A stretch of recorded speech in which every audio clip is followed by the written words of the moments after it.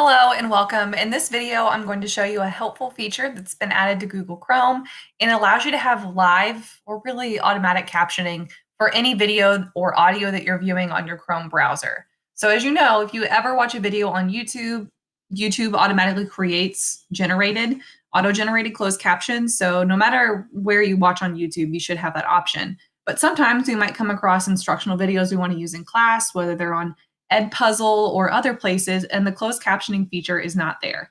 So this is something that you can turn on for your students on your screen when you're projecting, or it can be something that you show your students how to turn on so that they always have the option for automatic captioning, no matter what they're using, no matter where they're going. So specifically, it's a feature that you have to turn on in Google Chrome.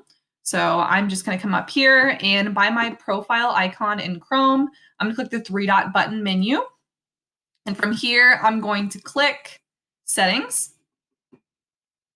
And once I'm on my settings, I'm going to come over here to Advanced and select Accessibility. And it's the very first one that's listed. I already have mine turned on, but in case you don't have yours turned on, you'll click Live Caption. You'll turn that on right here. This next space here is for you to configure some specific captioning options on your device, like the size and your preference of the positioning on the captions. And that's very specific to the device that you're using. I didn't configure anything special on mine. I just left it as it was, but you do have that option there.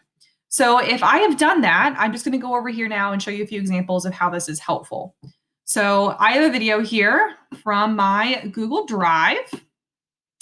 And as you know, whenever you upload a video into Google Drive, it does not automatically create closed captions for you.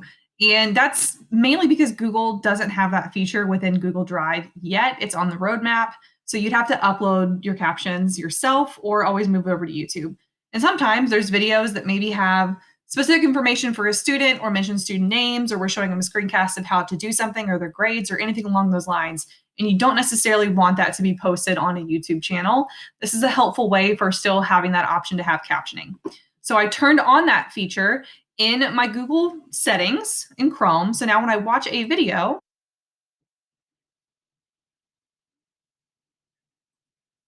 so as you see, it makes this little box right here where it's automatically creating captions for this video.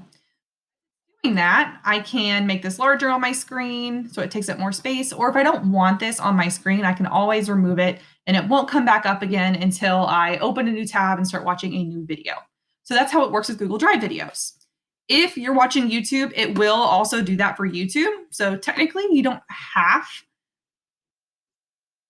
to turn on the closed captions button on YouTube to have captions. This will automatically do that for you. It uses the same technology that YouTube automatic closed captioning does. The other option here is that a lot of teachers like to use the website Edpuzzle, but the only thing with Edpuzzle is a lot of the times, even if you're using a video that is from YouTube and you know has closed captions, when you move it over into Edpuzzle, the closed captions button disappears for your students and it's not an option. So this could be a way for them to still have that option when they're watching Edpuzzle videos. So here's an example. I'm on the teacher view right now, but this would be the same as what my students would see when they play it.